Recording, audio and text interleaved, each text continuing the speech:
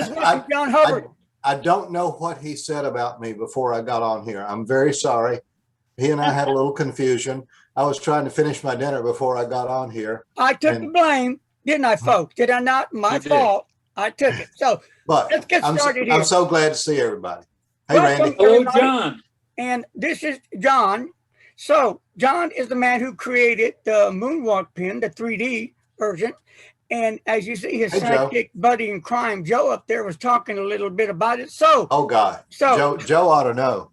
And then Randy was trying to be like the no picture Randy, so he finally came on with his mighty dog. And of course, there's Deborah with her dog under the table. So let's get started. John, it's all yours. Take it away. Tell the people what your creation was, and maybe your next creation. Larry never ceases to be a source of amazement, I'll have to say. He and I had a nice chat. Oh, and there's Joe holding up.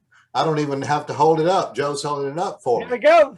Okay. I'm trying to do my job, John. Thank you very much, Joe. You paid well for that job. Okay. But well, I just try to be a friend.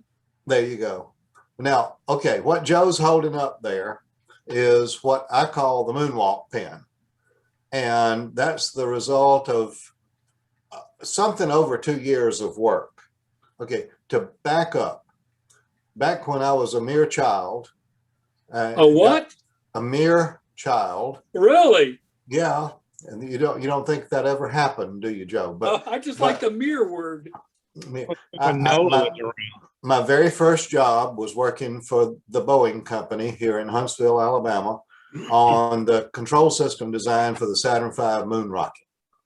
And you know, when your first job is working with the most powerful computers in the world, then anything after that is kind of a letdown. But it was great fun. I was engaged in the program, and of course, we all felt like we were insiders and all that.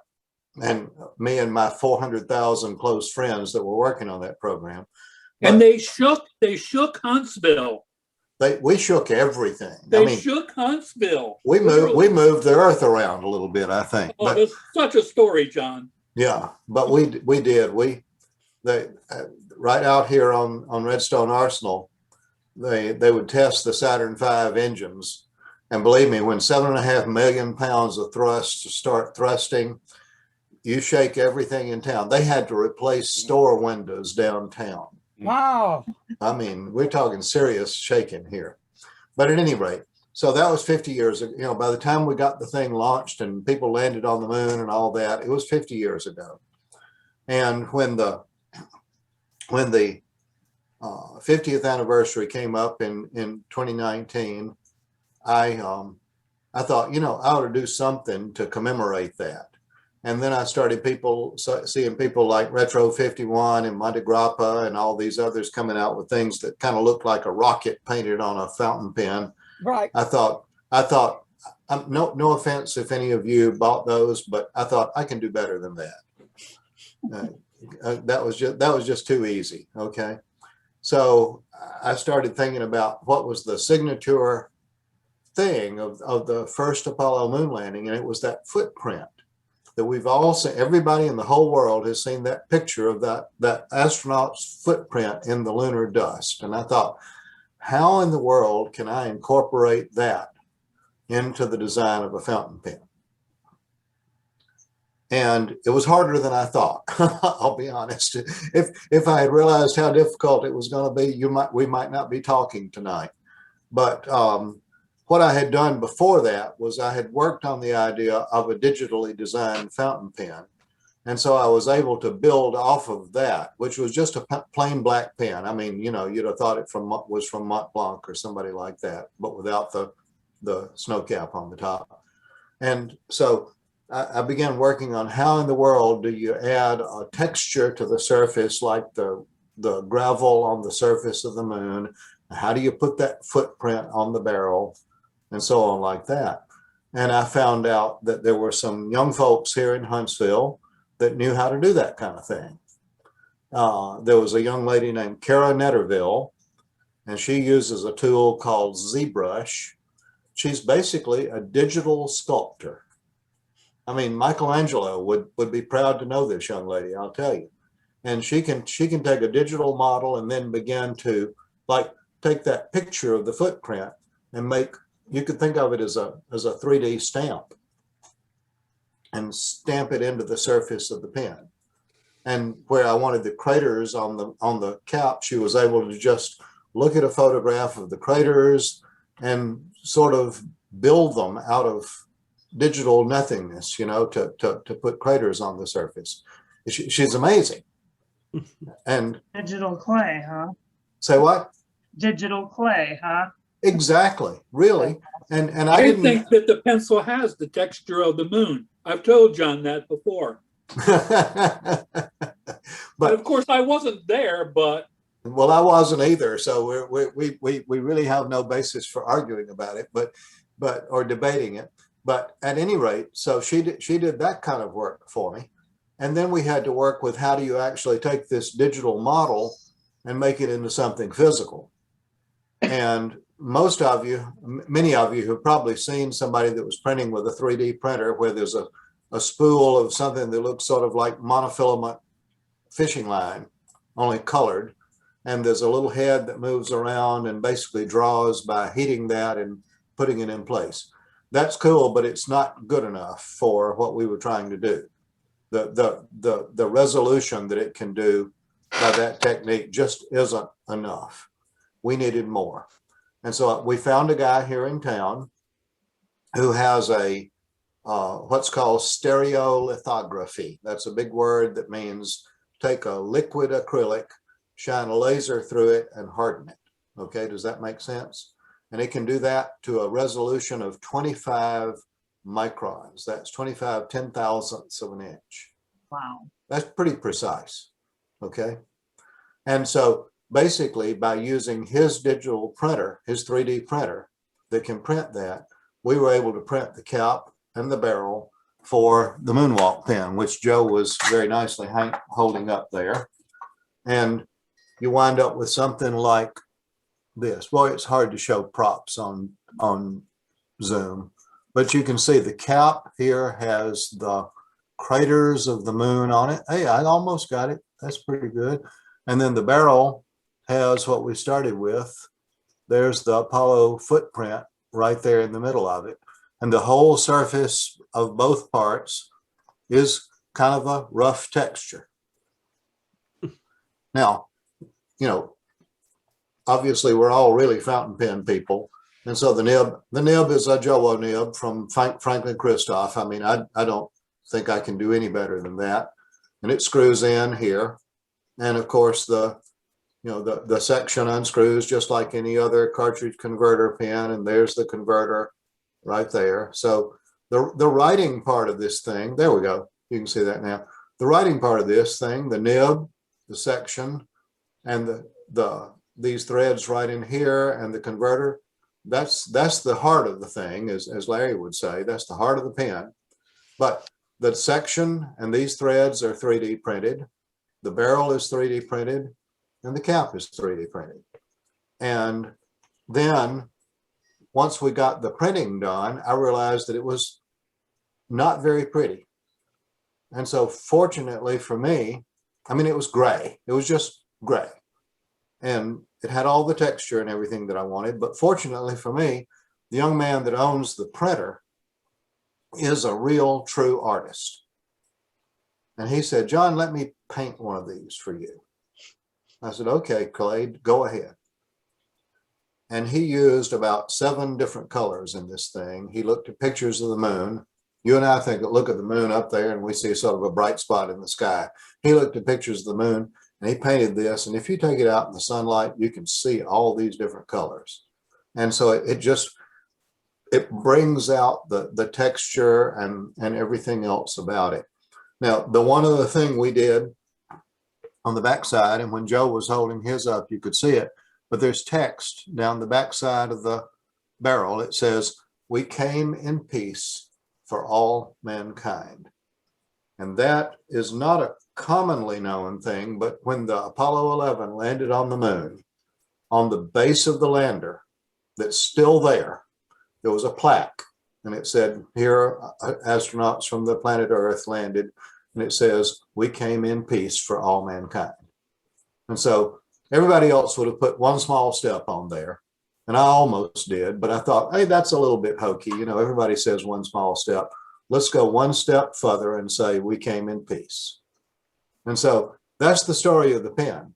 And to date, okay, I announced it how long ago, Joe? 5 weeks? Give or take. Yeah, let's say 5 weeks ago. I had a local guy make a video, which some of you have seen, thanks to Larry, of me talking about why I made the pen. And Deborah, that is a cute dog. What is its name?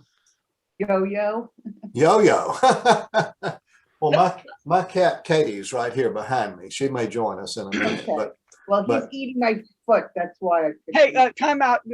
What we need to do, and I said dogs, we bring all kinds of dogs, dogs, cats, Animal show and tell. animals. Oh yeah, yeah. Rhinos. It doesn't matter. Lions, Oh. tigers, and bears. Oh my. Okay. Go ahead. yeah. Doc. Like, had 'em all. And the other thing we did, I said, golly, when Joe bought one of these things, I said, what in the heck am I going to do? I got to put it in something, you know. You can't just put it in a padded envelope and mail it off to him. So one of my other friends has one of the other kinds of 3D printers that does print with the monofilament nylon.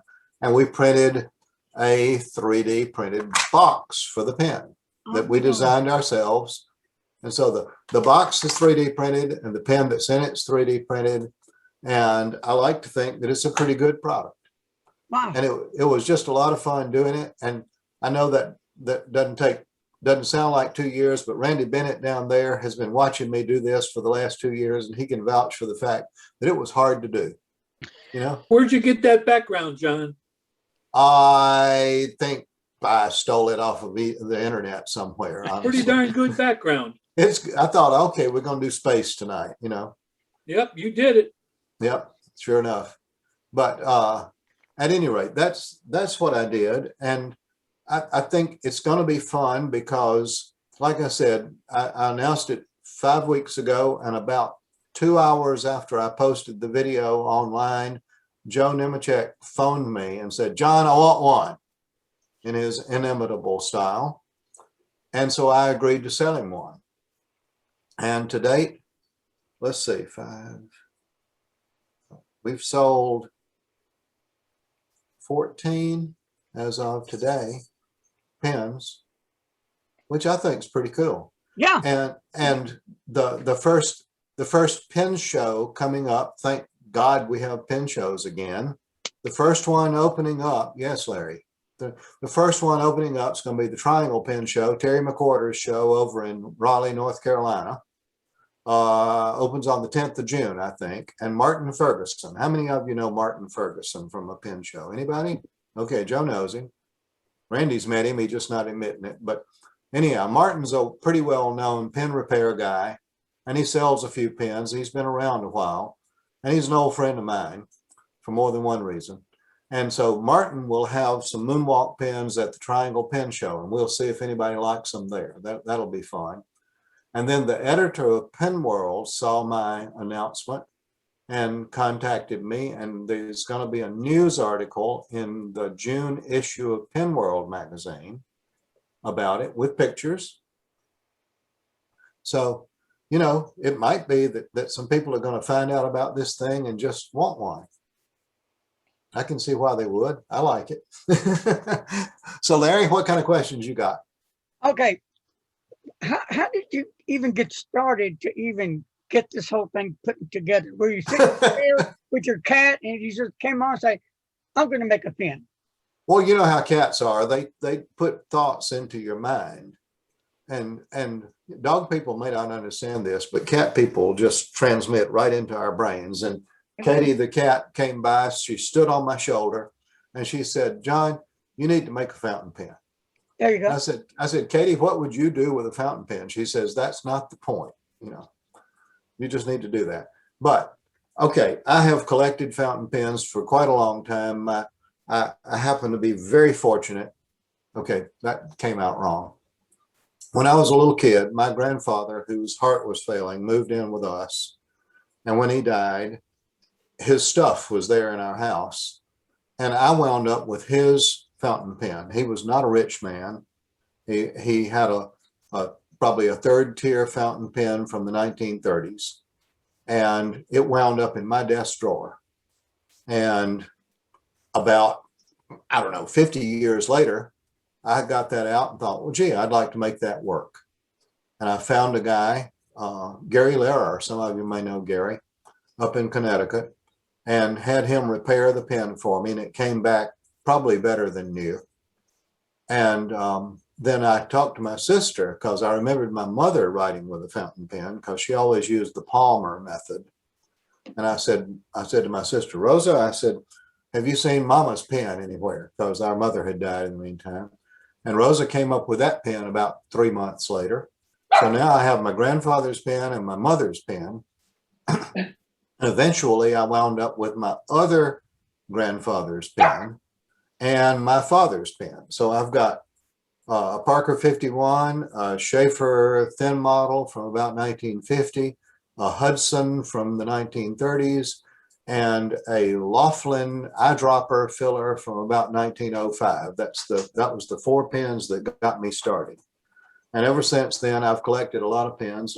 My wife Elaine's listening to me, so I have to be careful what I say here. But you know, the thing is, you can have a lot of fountain pens and they don't take up a lot of space. This is not like Jay Leno's car collection. You know, they're small and they're fairly compact if you want to put them away. So I'm Tell that to the first floor of my house. Yeah, right. Well, I don't have the number you do, but Elaine doesn't know exactly how many pens I have, do you, dear? And so that's a good thing. But at any rate, I have kind of focused in on Schaefer pens. I happen to like desk sets. And the Alabama story. Oh, John? yeah, that's a good one. I have some. Well, I showed these to Larry the other night. There was a company in Birmingham, Alabama in the 1920s that, oh, this is hard to do with that background thing. It doesn't work well. Yeah. Anyhow, Your face. these are, we'll have to do that. Well, that works now. Look at that. I see a solar eclipse. Yeah. Yeah. You see some pens there. These were made by Artcraft in Birmingham, Alabama in the 1920s. And they made some really nice pens. They're pretty good. Probably I would call them second tier at least. All had gold nibs and such as that. And when the Depression put them out of business, they picked up and moved to Buenos Aires, Argentina, and started making pens down there under the same name, Artcraft. And they continued making fountain pens in Argentina up until around 1960.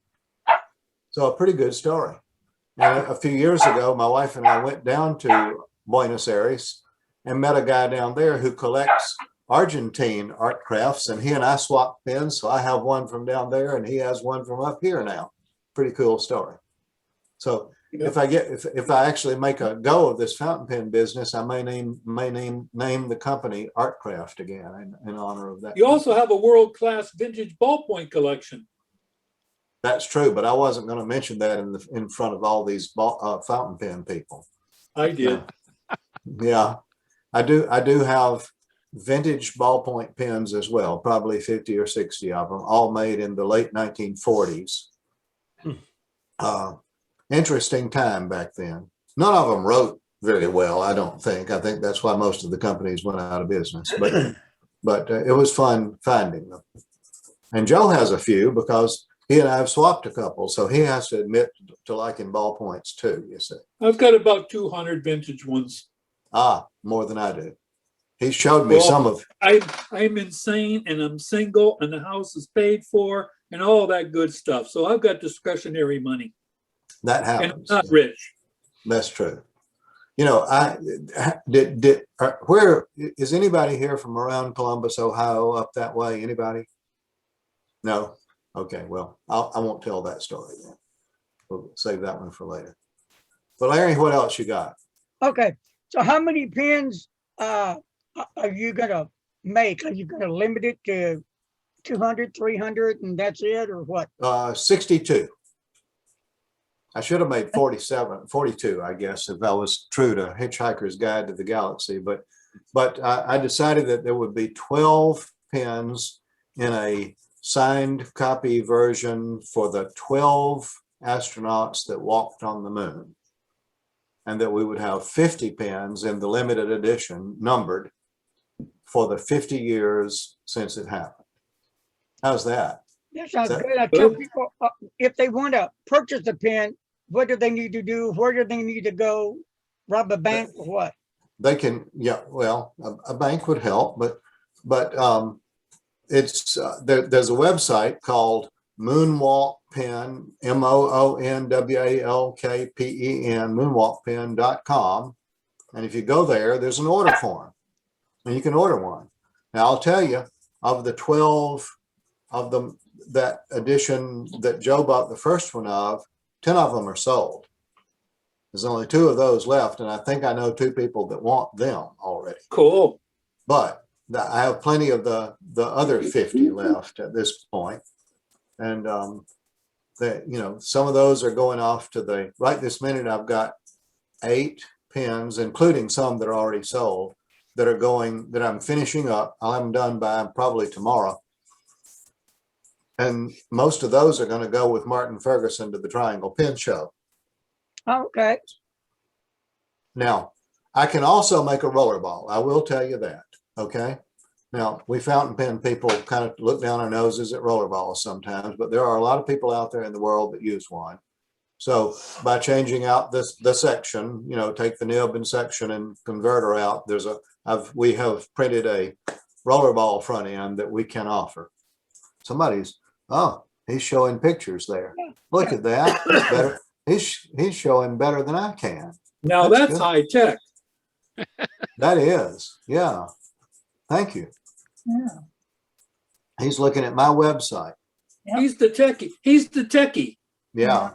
Now, what you get if you go to the website and you order one, obviously you get the pen in the box, and in the box with it is a certificate of authenticity with the number of the pen on it. And then accompanying it's a nice letter from me thanking you very much for your purchase. So that's what you would get if you buy from it. Okay, how much are the pens? And if somebody wants a rollerball, kind of go over that a little bit. Well, the artist's proof, which is what I call the 12 top pens, are $340. The limited edition is $270. And right now I've priced the rollerballs, which I've not sold any of. Nobody knows about it, but you folks really, $195. Okay. Now, for those of you who see this show, I did a little calculating. Larry and I talked about how loyal his followers are. I'm willing to offer a discount on the limited edition pens, a 15% discount. That's about $40 off. $40 off. Anybody who places an order by 2 weeks from tonight, 2 weeks will be the cutoff, and says Larry 46, will get that 15% discount. And Joe, I guess I owe you a refund, but No, don't even think about it, okay? Don't even think about it. I won't accept it. I'll give it to a food bank if you send it to me. Okay, that's not a bad idea, actually. It's a great idea. Mm-hmm. If food banks are good. I have a victim maybe if I can help Martin sell the pens, I'm going to do it because I like helping my friends. Okay. So there's another guy whose family, father something was in the space program who might be a candidate. It's interesting because one of the guys, this is a person that just saw my post on Facebook and contacted me. He liked it because he works for the company that's designing the spacesuits for the return to the moon, for the Artemis program. Cool. I thought that was pretty cool. Yeah. So. Well, the amount of people, including all the third-party companies that are involved in this, you and I talked about it. The numbers are staggering. They are, yeah. And I told Larry. He asked me when he said, "Well, John, what if you sold some of these things? how could you deal with this? And I said, well, Larry, I can make about 5 a week. Okay. But my man that has the printer says that if we get, says we could probably get up to as many as maybe 20 a week if we worked real hard at it. But he's got 2 printers, so he could put them both to work and run them every day. And we still have to paint them and all that, but we could probably get up to a volume of maybe 20 a week. Would you have to pay the animal running the treadmill machine? Yeah. We use hamsters. Hamsters, so they'll work for food. Yeah. And actually they eat bird seed out in my backyard. You know, we just grab a few of them and they'll run around in there and out come the pins. I think it'd be pretty fun. There's John Harris from over in Florence, Alabama. He doesn't let us see his face, but he was with us, me and Randy today at lunch, talking about pens. What else, Randy? You might say I'm eating supper. I have never ever seen a pen like this. Only the ones that've been painted, and the regular everyday pens that were made, like Retro and other people, Montegrappa, but what you created, I've never ever seen it at all. So if you're really a pen enthusiast and you love fountain pens, not just get all the bells and whistles, the colors of it, like Mont Blanc and all these high-end pens, this pen would have to go in anybody's collection, I think. Once you get that pen in your hands, actually feel it and see it, then you're going to say, wow, this is totally awesome. And at the price you're selling it for, I think personally that's a good price to sell it for. But the pen will sell itself. Once people get it in their hand and they see what you have created, they're going to say, wow, look at this pen, amazing. Because the detail on the pen is amazing. And Larry has one in his possession right now that he's going to let me have back because it was a prototype and shouldn't stay out there for too long. But one of the things we did was we chose the Joe nib, and I'm getting them from Franklin Christoph. One reason being that they check every nib before they ship it, and not only that, but these come in a variety of types. I've chosen the basic nib. I'll be honest. Some people said, "Oh, John, you ought to put a solid gold, 14 karat gold nib in the pen," and I'm thinking that would run the price up by $200. And I didn't want to do that, and so I went with just basically their steel nib that they check out very nicely. And if anybody wants to put a better nib in the pen, it's a simple matter of unscrewing it and screwing in the one they prefer. And that way I'm not taking their money. So that's the way I thought about that. And look like everybody showing it. I'm sorry, what? What, John? So how many people were involved to create the pen? Let's see. There was me and Clay and Lester, Kara and Keely and Caleb. That's 6. And then another guy made the video. So I guess he didn't create the pen, but there were 6 of us that did various parts Corianne made the video. Yes. And I told him until we got Lester in the group, I thought it was a great thing because it all sounded like C's and K's. Well, cut that part out. So do you think you're going to create another one if this goes well? Yes. Yes. Any hints? Well, John Harris and Randy Bennett have seen it before, and Joe may know about it. This all started out with a sort of a design before this of a pen that had piano keys down the side, like jazz hands on it. And, with a little bit of luck, I could turn that out in fairly short order. We've got prototypes of it. But we're thinking about something on down the line from that, like maybe something for Mars, That'd be cool. Yeah, that would be really cool. Just kind of keeping on with the space theme. Have it signed by the natives. Yes, we will. Why Yeah, don't you do a? I know we're thinking we'll just put them on Mars landers and send them up there and have them signed and sent back. How about that? Terrific idea, John. Terrific. Yeah, you I do an think alien Thank you. pin. An alien. alien. Yeah. Yeah, Yeah. we could have little alien eyes on them, Yeah. I guess, Yeah. or something. Yeah. That'd be And fun. we can go And they crazy. look at, they're like a Wow. famous artist. The eyes will look at you no matter how you position the pen. Right. Cool. And you can name the pin the Predator. The predator. Yes. You know, I can remember in the early days of the space program that they used to send hamsters up. Maybe you could put a hamster on one of your pins. Oh, I could do that. man. I've got Oh, several in the man. backyard. Not a hamster. I've got chipmunks in the backyard. But we we also sent monkeys up, Dan. That's true. Yeah, we had Miss Abel and Miss Baker who lived here in Huntsville and went up in the Mercury. Before we let men fly in the Mercury capsule, we made sure that monkeys could fly them, and they did Back quite then, we thought that successfully. monkeys weren't more intelligent than man, and I'm not sure we weren't right. They flew it just fine, came back and lived long lives after that. So who's Yeah. to say? They're But all didn't talk about each other either. You don't know whether. John, you're sitting at home, and Yeah. I'm trying to get a picture of this. And wherever you're at the house, this thought comes to your head: I'm going to make a pin. Okay. And then you're probably thinking, what kind of pin? The moon pin. Yeah. So Yeah. how do you present this to your wife? And what did she say? You're nuts.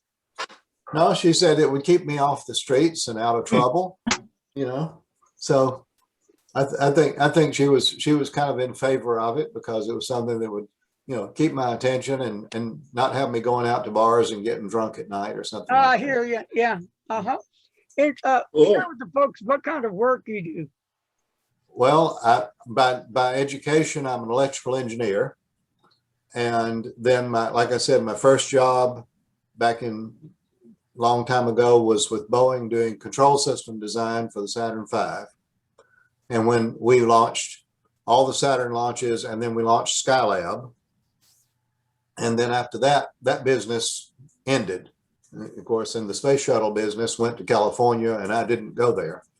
But then I found a job here in town with a little company that had 35 people. And we developed one of the very first computer-aided design systems that was ever done. And in fact, I delivered the first system to the customer that bought it. And we grew that company from 35 people to 10,000 people worldwide, made Fortune 500 briefly, and had a lot of fun doing it. I got to open up offices in Japan and Australia and all over Europe, and deal with customers that I never thought I would. And that was great fun.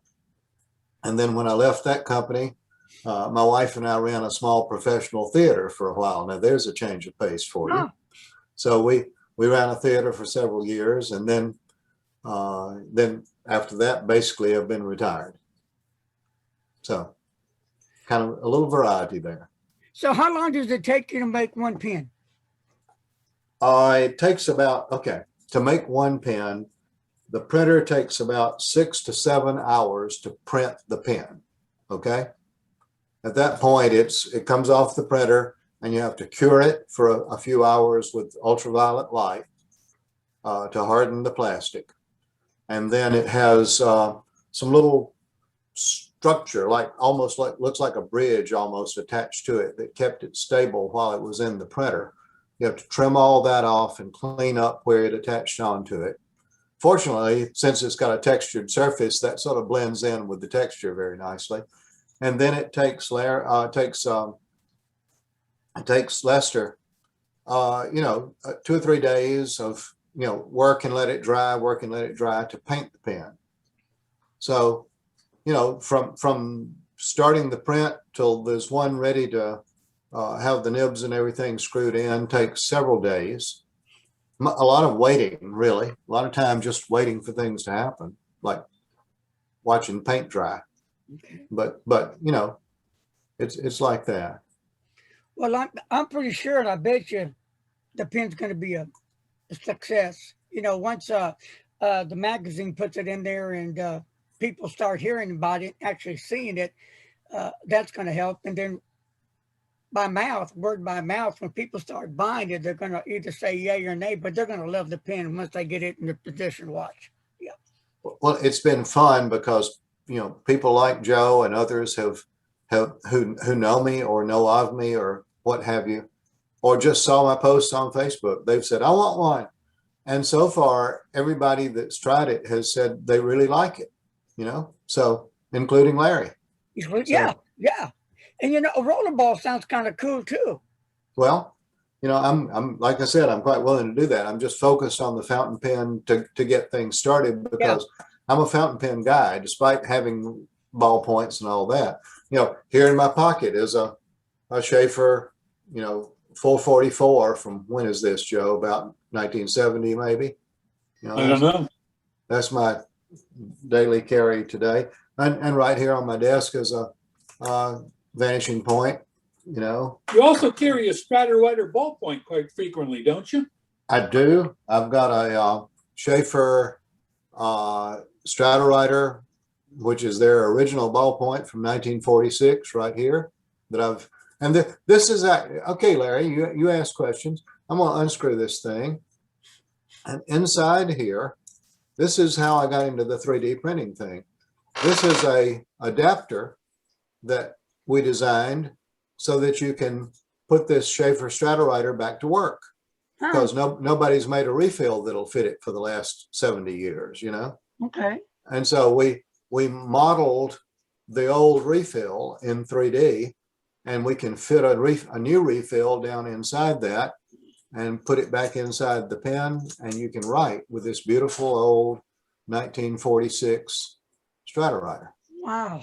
Oh, That's cool. That is And we did that for the Strider and also for the Esterbrook ballpoints that they made about 1955, because both of those were really nice ballpoints that there was no refill that would fit them. So that's been fun. I'm going to have to check, because it could be an Esterbrook that I need to get a refill, but I can't find a refill for it. Well, if it looks like a J, if it's a ballpoint that looks like a J series Esterbrook, you know, the LJ, J, and Right. SJ, the ballpoint matched it, and they had the pencil that matched it, and that's the ballpoint that my adapter works in. Okay. Well, folks, does anybody have any questions for John? is the grip section made out of that same resin, or is it made out of metal? The section is the same thing. It's printed, same resin. Yes. I hate And, metal sections. I despise metal sections. I just don't like them at all. And just to give you an idea, I'm not a huge Mont Blanc fan. I have a total of 2. Okay. I have a Agatha Christie because my wife is a big Agatha Christie fan. And I have a 149 because I got a good deal on it. But I like the size of the 149. And this pen is basically the same size as a Mont Blanc 149. So if that fits your hand, this will too. And the section, I mean, I'll be honest, I pretty much copied the dimensions of their section because I like the way it feels. But it's, yeah, that's 3D printed out of the same material. Now I apply a clear coat. It's funny where you get your stuff from. I was looking around for a good, nice clear coat that I could spray on the section so it wouldn't get stained by ink, because this plastic tends to get stained. And the clear coat I use is used for car wheels. You know, it's tough. It's tough stuff. Good. Well, I hate to say this, but I have to go. Well, Thank you, Marilyn, for joining us today. But this is a great little pen, and I hope that you have many, many successes on your journey. Well, thanks very much. I appreciate that very much. You guys have a great night. Good to see you. Thank you, Larry. Bye. Okay, so back to Johnny. Okay, John. So, are you going to be at any of the pen shows? Personally? Yes. I don't know. I'm not going to be at the Triangle show. Ohio? I could. Yeah, that's far enough off I might be able to do it. It's in November, right? Yep. Yeah. Well, I was wondering if you were planning to maybe just get a table out there and set up. I probably would want to mooch on with somebody else, to be honest. Like Martin. If Martin's going to be at a show, you know, if this works out at the Triangle show, then I'll certainly try to work with him to have the pens on his table at least. Yeah, that'd be cool. Yeah. Now, you know, I really would like to go to the Chicago show because I've never been to it. I've been to Columbus, Ohio before. My usual show, being from Alabama, is I go over to Atlanta, but of course that didn't happen this year. Randy and I frequently go over there together, but at any rate, you know, we'll see. It's just one of those things that I hadn't made a plan that far ahead, but Chicago or Columbus, Ohio would be good possibilities, I'd say. So how does it DC? feel to be a creator of a historical fountain pen? How does your insides feel like, wow, look what I made, look what I created? It is fun, I have to admit. And Joe, you asked about DC. I don't know. When is it going to be? Do you know? Like mid-August. Probably not. Yep. I already had some plans this year before all this sort of materialized, you know, and after not being able to go anywhere or do anything last year, we had some things we had to put off, and one of them's in August, and so I might not be able to do that. But my brother-in-law lives in Arlington, so I might just be up there. Could go stay with him, you know. So Yeah.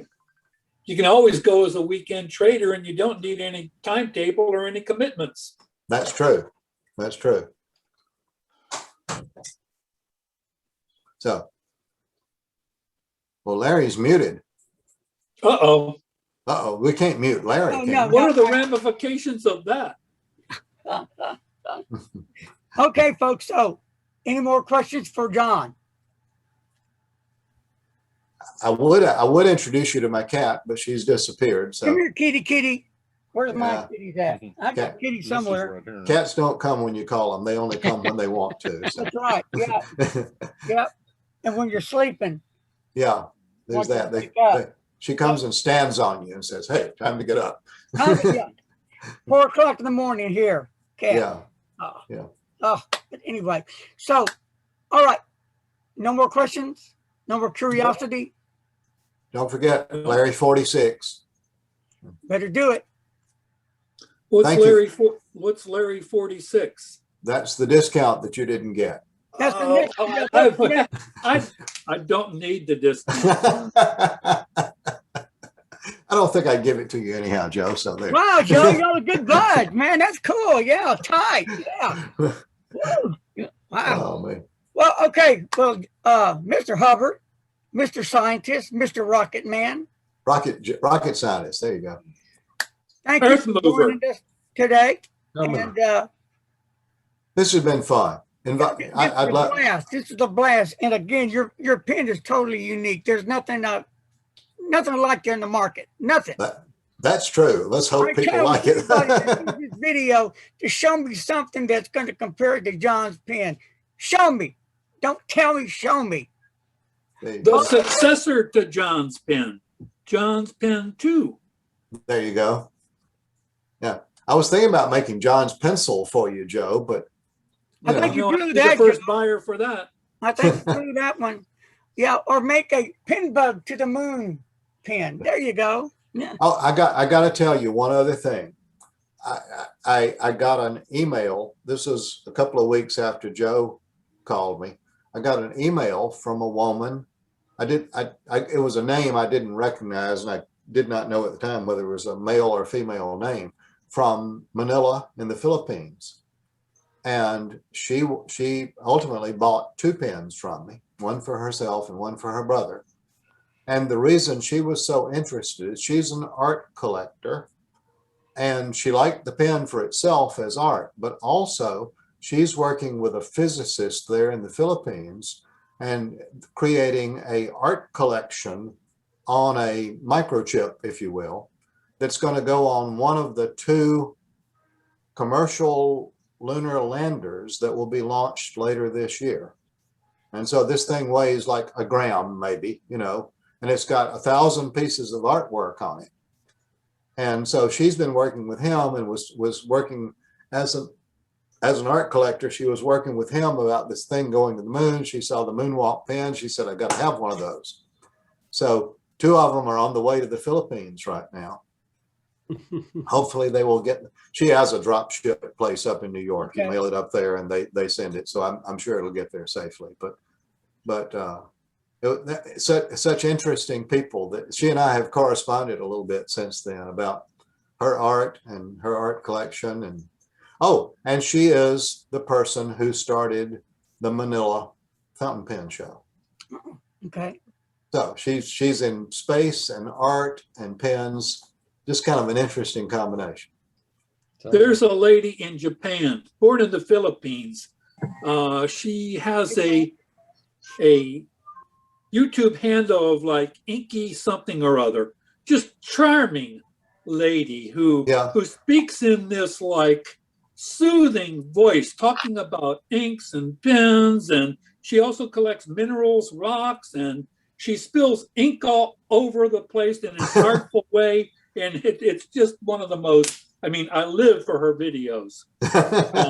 And she talked about visiting the Philippine pen show and how nice and enthusiastic those people were in the Philippines. This woman that I'm talking about got into fountain pens several years ago. And she said there was no pen show here and we have to have a pen show. And somebody told her, well, you don't know anything about pens and shows. Well, you know, you're just a novice at this. And she said, watch me. Yeah. So it happened. Well, There's Frank. Hello, Frank. You just got in there. Have you How are been you? hiding over there? No, I just got on. yeah, he's just a little Frank. just a little bit late. Joey. Oh, Hey, he's Frank. Yeah, you here? in Raleigh, Frank. like he's been Good to see you. party brain. That's what he's been doing. Frank, I just Wow, was did looking. you pop up late? I'm good. I'm good. Well, I Oh, was just- going to be late. just- too, Oh, look at but- this. Look at that. There's Frank's ad right there in the pen. Yeah, that's it. Nice. Yeah. Yeah. Frank is Yeah. the man. Thanks, Joe. Good to see you. He is Mr. John, you're good, you guys, Philadelphia. yeah. Where are you located, Frank? I'm in South Jersey. I'm Okay. just outside of Philly. Yeah. Okay. Yeah. All right. Yeah. The mail stops in Philly. I mean, mail stops in Sherry Hill. And Okay. I actually live in Mount Laurel. Okay. I'm about Pretty 12 much- pretty miles much. east of the city. Yeah. Yeah. Yeah. Yeah. Yeah. I used to spend some time up that way. I have a pretty good idea where you are. Okay. Okay. Good. Yeah. Yeah. I was just looking through the pennant this afternoon, looking to see, you know, what people were advertising and stuff. And I saw your ad and there you popped up. Cool. There Thank you you. go. Thanks. Yeah. Yeah, I was just on with most of these guys last night. We had a rep from Coles of London doing Visconti and DuPont products. So yeah, it's good to see you, John, and you, Joe. It's great. Yeah, good. Good to see you. Well, Good. Because I knew you were. I'm not in the same class with Visconti and Not those at all. guys. I have a soft spot for pen makers, as most of these guys know, and you've seen from my blogs and what I've done in the past. You know, on my own forum when I used to run one and all. You know. Yeah. I used to run the fountain pen community, and that's now a Facebook group page, you know. Right. I used to run a forum back when I was just Frank or Frankie X, you know, I was just a collector. Mhm. And when I first started the retail site, I figured that the fountain pen community would be like an advertising arm for it. And then I found out I really didn't have the time. I was paying for most of the dues as it was, and I really didn't have the time to run it. And I found out it was just more dues on top of more dues. It was like running two different sites, two different store sites, you know. So Yeah. I just decided to make it archive. So There you go. yeah, on the Facebook group page, you can see it. You can go to it. I actually don't pay for a private URL anymore. Yeah. Which it's hosted through ActiveBoard, which is one of those like Yeah. Vision Power Board like Fountain Pen Mhm. Network uses. Right. And you can go to it. You can backdoor your way into it, and Yeah. you can see all the information on it and all. Yeah. So yeah, Right. I pay very little to keep it, you know, archive mode. You know. Yeah. So, Yeah. That's relatively easy to do, I guess. Yeah. Yeah, I had the pleasure of visiting the Visconti retail store in Florence. Oh, one nice. time. What a nice little store. Are they in the Old Town area? Yes, they are, and they're not. It's not a big place at all. It's you know, you can show a lot of fountain pens in a small space, and they have a beautiful, beautiful historical display of their pens in there. So it's worth the visit.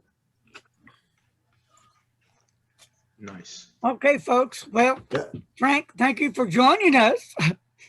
Now, bye-bye. Better late than never, Frank. Or better never late. That's good. right. Folks, thanks for all joining me today. John, keep in touch. Larry, I'll clean I that will. shit out Good before I luck. send it back. I promise I'll wash it out really good. And we got to do this again. okay. Yep.